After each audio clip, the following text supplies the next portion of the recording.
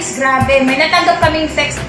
Meron po kaming isang patient na binibigyan lagi ng complete tsaka ng Vida.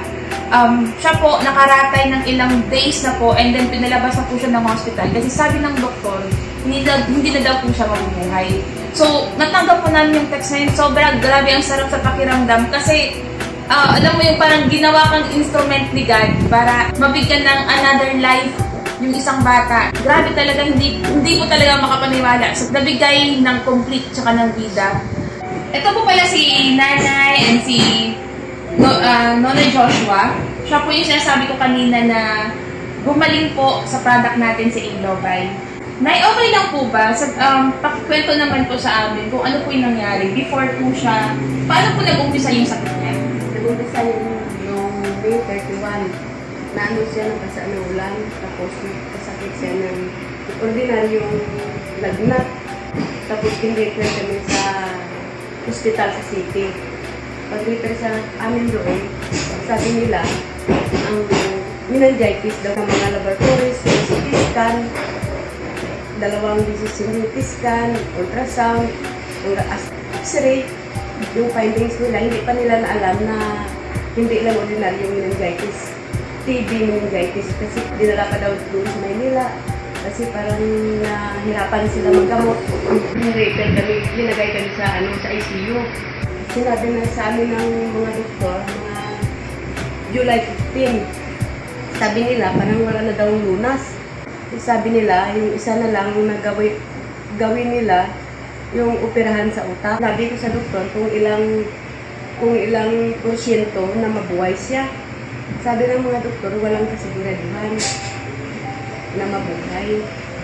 Kasi parang hindi na nila kaya yung lahat ng mga antibiotics nilagay na, mga sikrobin, mga mahal. Sabi ng asawa ko, huwag na lang butasan kasi kung anong ibigay sa amin ni God, tanggapin na lang namin. Buhay man kung ano siya.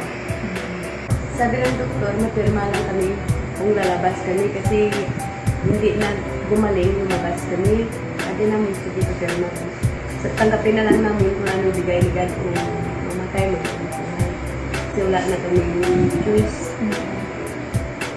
So, nung mga ilang weeks po kayo sa hospital?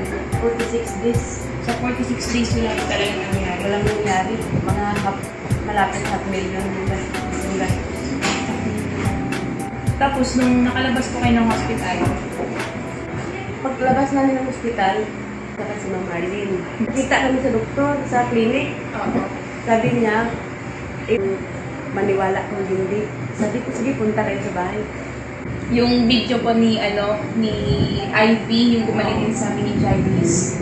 So, doon po kayo nabuhayan ulit ng pag-asa. Sabi ko, bugaling yan. Kasi, yun po, sobrang nakakatapat talaga ng puso. Sobrang, nung nabasa po namin yung text mo, sobrang, yung mga balahibo namin, as in, kasi first time po talaga namin na, kasi hindi namin ina-expect talaga, grabe yung, niya yung nakita namin yung una pa talaga tungkol sa bahay.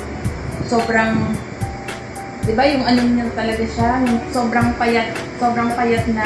yung mga nerves ko, hindi na siya pumagalaw. Tapos yung tuhod niya, hindi na din ma-stretch.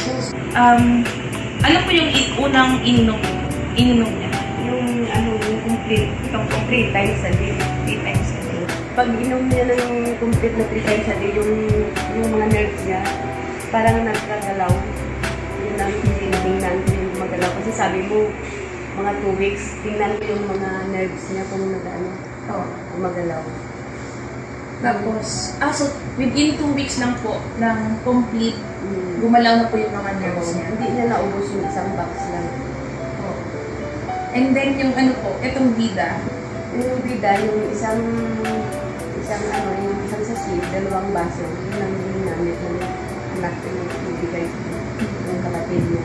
After po after nang gumalaw na yung mga ugat niya, ano po yung next na improvement? Magalaw na yung mga katawan niya,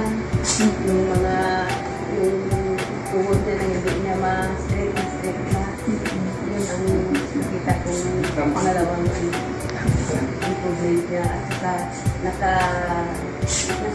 ano na siya, nakaupo. Nakaupo siya makaupo. So, total po, mga ilang weeks at parang gumaling na talaga siya? 3 to 4 weeks. 3 to 4 weeks. Ito lang po na yun. Salamat una sa lahat sa kay God. Binigyan niya ng pangalawang buhay yung anak ko at saka sa instrumento niya ng mga nagpunta sa bahay, si Ma'am Angel, si Ma'am Arlene, at si Ma'am Girly, at saka si Sir Edwin yan. Salamat sa kanila at sa Kumpit, sa Bida, at sa mga Alliance, in Global Alliance. Salamat sa lahat.